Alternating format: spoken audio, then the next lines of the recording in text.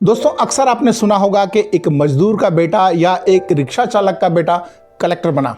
मगर दोस्तों ये आपने कभी नहीं सुना होगा कि एक जेल का कैदी जिसे उम्र कैद की सजा हुई है और वो जेल के अंदर से यूपीएससी और आईएएस का एग्जाम क्रैक करता है। जी हाँ दोस्तों, आज की कहानी एक ऐसे ही कैदी की कहानी है जिसने जेल में अपनी सजा के दौरान अपनी पढ़ाई को जारी रखा और उसने न सिर्फ यूपीएससी का एग्जाम क्रैक किया बल्कि आईएएस का एग्जाम भी क्रैक करके एक नई मिसाल कायम की है। नमस्कार दोस्तों, राजवंश क्रिएशन में एक बार फिर से आपका स्वागत है। मैं हूं आपका दोस्त राजेश सोलंकी। इस बार फिर से लेकर आया हूं एक और इंफॉर्मेटिव वीडियो। जी हाँ दोस्तों, आज के इस वीडियो में हम बात करेंगे एक ऐसे कैदी के बारे में जो तिहाड़ जेल के अंदर बंद है और अपनी उम्र कैद की सजा को काट रहा है। और उस कैदी ने वो करके दिखाया है जो नेक्स्ट टू इम्पॉसिबल है।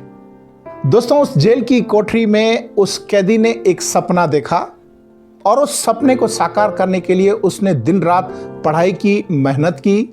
जी हाँ दोस्तों, आज हम एक ऐसे ही कैदी के बारे में जानेंगे जिसे समाज ने ठुकराया और उसके ऊपर उम्र कैद का एक कलंक लगा। उसके बावजूद भी उसने हिम्मत नहीं हारी और अपने उस सपने को पूरा करके दिखाया।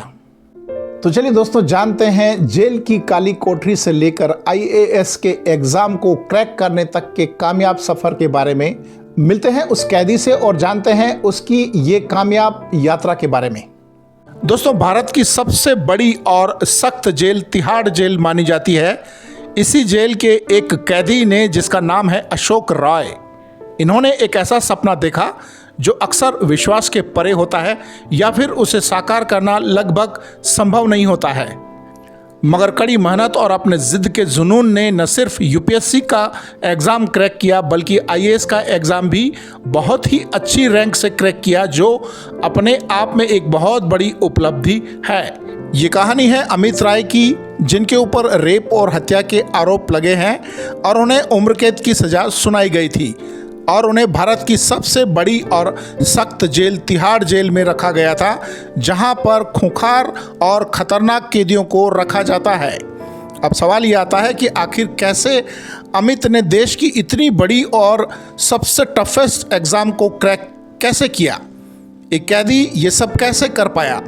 एक नज़र डालते हैं अमित की पिछली ज़िंदगी पर कि आखिर ये कैसे तिहाड़ जेल में पहुँचे।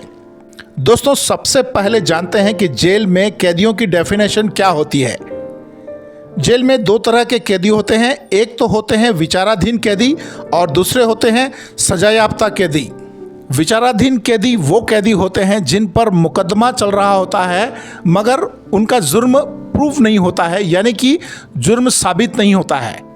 दूसरे होते हैं सजायाफ्ता कैदी, यानी कि उनका गुनाह साबित हो चुका होता है और उनकी वे सजा काट रहे होते हैं। अब बात करते हैं असल कहानी पर। यह कहानी शुरू होती है 2003 में। एक लड़की जिसका नाम सीमा है, कहानी के इस पात्र का नाम थोड़ा बदला गया है ताकि गोपनीयता बनी रहे। एक लड़की जिसका नाम सीमा है एक कंपटीशन एग्ज़ाम की तैयारी कर रही होती है और उसकी प्रिपरेशन के लिए, ट्यूशन के लिए वो मिलती है अशोक राय से। अशोक राय, जिनका दूसरा नाम है अमित राय, जो स्टूडेंट को ट्यूशन पढ़ाया करते हैं, यानी कि कंपटीशन एग्ज़ाम की तैयारी करवाते हैं, उन्हीं के पास सीमा ने आगे की प्रिपरेशन के लिए ट्यूशन करना शुरू किया। पढ़ते पढ़ाते इन दोनों में प्यार हो जाता है और यहाँ से इनकी लव स्टोरी स्टार्ट होती है और दोनों ने साथ में जीने मरने की कस्में खाने लगते हैं। 14 अप्रैल 2003 की रात 11 बजे सीमा आत्महत्या कर लेती है और उनके कमरे में एक सुसाइड नोट मिलता है जिसमें इसका जिम्मेदार अमित राय को ठहराया जाता है। पुलिस ने अमित राय को अरेस्ट किया और उन पर एफआईआर दर्ज की गई, जिसके आधार पर अमित राय को उम्र कैद की सजा सुनाई गई। इसके बाद अमित राय को जुडिशियल कस्टडी में तिहाड़ जेल में भेज दिया जाता है। अब यहाँ से शुरू होती है अमित राय की असली कहानी। अमित ने जेल में रहकर एग्ज़ाम की तैयारी शुरू कर दी और करीब 2 बार उन्होंने कोशिश की मगर कामयाबी हाथ नहीं लगी। मगर अमित ने फिर भी हार नहीं मानी और अपना प्रयास जारी रखा, यानी कि कोशिश को जारी रखा। जेल के सभी कैदी हैरान थे कि आखिर ये कैदी इतनी पढ़ाई क्यों कर रहा है। यहाँ तक कि जेल के जेलर को भी ये बात बड़ी अजीब लगती थी। जेल की लाइब्रेरी में अमित जब लगातार पढ़ाई करते थे तो जेल के सुपरिटेंडेंट ने आखिर एक दिन अमित को पूछ लिया कि तुम करना क्या चाहते हो। तब अमित ने अपने मकसद को जेल सुपरिटेंडेंट के सामने रखा और उनसे मदद की गुहार की। इसके बाद अमित को सिविल सर्विसेज की किताबें मुहैया कराई गई। इसके बाद अमित ने हाई कोर्ट में इसके लिए अपील की और इसके बाद अमित ने अपनी पढ़ाई को जारी रखा। दोस्तों, अभी कहानी यहाँ ख़त्म नहीं होती है। अमित लगातार प्रयास कर रहे थे और हर बार वे विफल होते रहे क्योंकि उन्हें गाइडेंस और कोचिंग की मदद नहीं मिल पा रही थी। मगर अमित ने हार नहीं मानी और करीब 3.5 साल की मेहनत के बाद आखिर अमित ने यूपीएससी के एग्ज़ाम को क्रैक कर लिया। न सिर्फ क्रैक किया बल्कि अच्छे रैंक से पोजीशन बनाई। इसके बाद 2009 में एक बेहद खुशी की खबर आई। अमित ने आईएएस एग्ज़ाम क्लियर कर लिया था और इंडिया में टॉप 70 में अपना रैंकिंग बनाया था। सोचने वाली बात है दोस्तों कि जेल की गिरफ्त में रहने वाले एक कैदी ने भारत की सबसे टफेस्ट एग्ज़ाम को क्लियर किया था और वो भी बिना किसी कोचिंग और गाइडेंस के, जो कि अपने आप में एक बहुत बड़ी उपलब्धि थी। देश के इतिहास में ऐसा पहली बार हुआ था कि जेल की सलाखों के पीछे रहकर किसी कैदी ने इतनी बड़ी उपलब्धि हासिल की हो। तिहाड़ जेल प्रशासन और दिल्ली सरकार ने मिलकर ये फैसला लिया कि ऐसे लोगों की मदद करनी चाहिए। 9 फरवरी 2009 में अमित का केस हाई कोर्ट पहुंचा और जजेस पैनल ने इस केस को फिर से ओपन किया, यानी कि सुनवाई करने के लिए मंजूरी दी। और इसके बाद फिर से इस केस के चार्जशीट को फिर से इन्वेस्टिगेट किया और उसमें ये फैसला निकल कर आया कि धारा 306 के तहत अमेंडमेंट टू सुसाइड का जो मामला दर्ज था उसके हिसाब से अमित को 10 साल की सज़ा होनी थी, जिसमें से वे 5 साल 6 महीने की सज़ा काट चुके थे।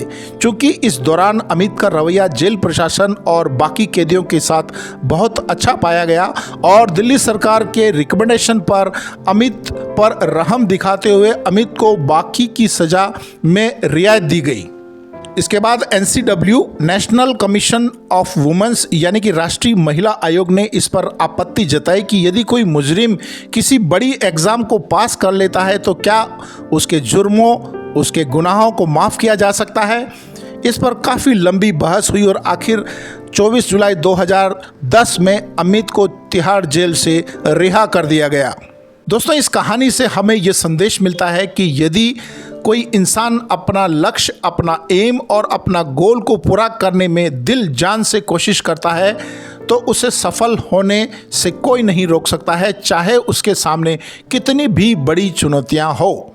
दोस्तों, ये कहानी हमें 2 संदेश देती है। पहला संदेश ये कि यदि किसी आदमी को एक बार मौका दिया जाए तो वो अपने मुकाम को हासिल कर सकता है। और दूसरा संदेश ये देती है कि इंसान कभी भी खराब नहीं होता है, उसकी परिस्थिति खराब होती है, उसका समय खराब होता है।